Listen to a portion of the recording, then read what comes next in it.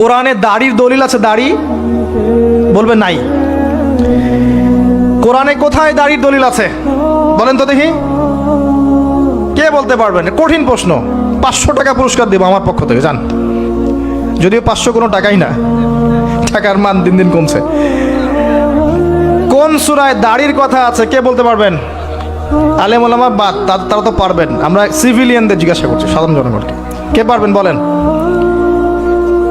কোন সূরায় দাড়ির কথা আছে? দাড়ি কোরআনে একটা জায়গায় দাড়ির কথা আছে, কে বলতে পারবেন? দেখছেন, আল কোরআনের আলো ঘরে ঘরে যা আলো, তাই না?